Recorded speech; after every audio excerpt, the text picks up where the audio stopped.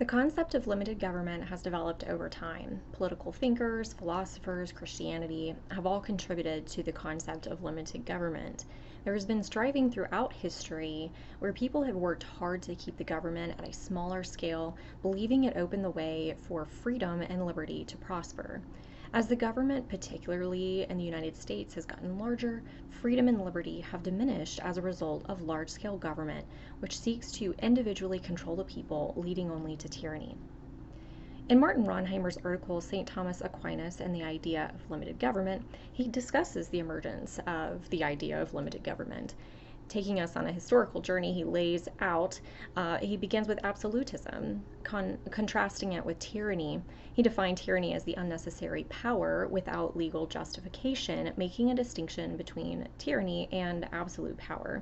Absolute power was the opposite, he says. The one who made the law or enforced the law was not subject to the law. If the king was the lawgiver, the king governed all the people and never had to live under any of the laws or demands that he made.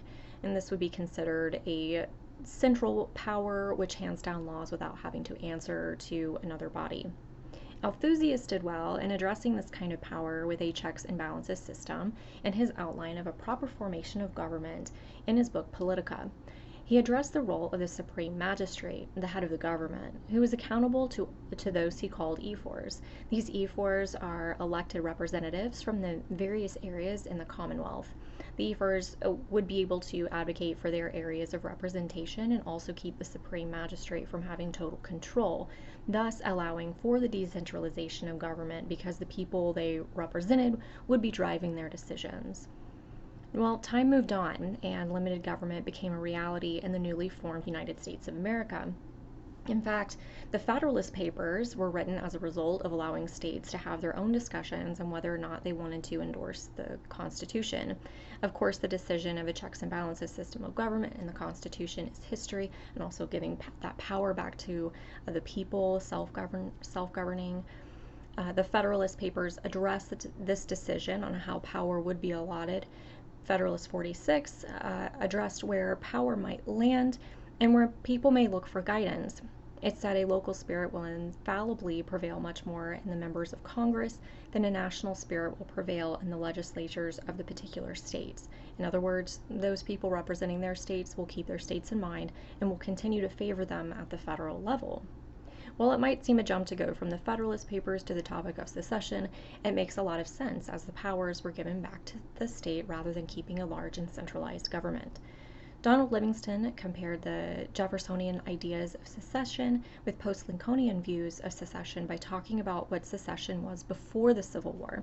Pre-Civil War secession was considered a desire to keep power in a state's control. Livingston believes the United States during that time had prospered because of the limited federal government in regards to tariffs, and the federal government also did not impose taxes on the people. That was left up to the states. With the onset of the Civil War, the view of secession changed. Brother against brother fighting took its toll, and Lincoln wanted to preserve the Union no matter what the repercussions. Livingston sums up secession in the way it was meant, saying, "Secession is not a revolution because it does not attempt to gain control of the government of a unitary state. Rather, it attempts to limit the jurisdiction of that government over the territory it occupies." With a post-Lincolnian view of secession in front of our eyes, one might ask, what exactly is considered a small-scale government today? In a speech made in 1964 in support of Barry Goldwater, Reagan addressed the attempts at a centralized government and spoke of the dangers of centralization in a government that began on the idea of self-government. He called America a welfare state, acknowledging this was not the way America was supposed to be run after the work of the founding fathers. He stated, "Government has laid its hand on health, housing, farming, industry, commerce, education, and to an ever-increasing degree interferes with the people's right to know. Government tends to grow, government programs take on weight and momentum, always with the best of intentions, but the truth is that outside of its legitimate function, government does nothing as well or as economically as the private sector of the economy." Well, this statement stood in stark contrast to John F. Kennedy's speech made 2 years earlier in 1962 at the Yale commencement. He said, "The truth about big government is the truth about any other great activity. It is complex. Certainly, it is true that size brings dangers, but it is also true that size can bring benefits. It may be proper for me to mention one great and little noticed expansion of government which has brought strength to our whole society, the new role of our federal government as the major patron of research in science and in medicine.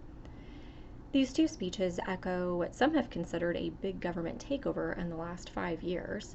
While power was given to the states in enforcing certain measures during the 2020 lockdowns and other mandates, the federal government and states instituted many rules that defied the Constitution, individual liberties, and imitated a tyrannical government. In John Lucerto's article, COVID-19 versus the Constitution, Limited Government's Unlimited Response, he works through several of the draconian measures made law, saying that they were what one considers a limited government, imposing and coercing orders on a people who are supposed to be self-governed and represented. He reviews the essential business mandates, medicinal requirements, and stay-at-home orders as all ways in which the government had revoked the power of self-government. He argues fittingly that limited government is a keystone to our country, saying in its limited powers it is able to regulate commerce and provide for the public welfare. However, it is not able to seize and destroy upon the liberties of the citizens merely in pursuit of such goals, even those which come from the well-respected principle of the public good. In sum, as America has gotten older, so have the ideas of self and limited government. Recent years have seen a rise in what Livingston would consider Hobbesian views of government, more large-scale government. This lack of preservation of small-scale government has led to a longing for a smaller scale of government again. Where it goes in the future will depend on the people who have the loudest voices. Thank you.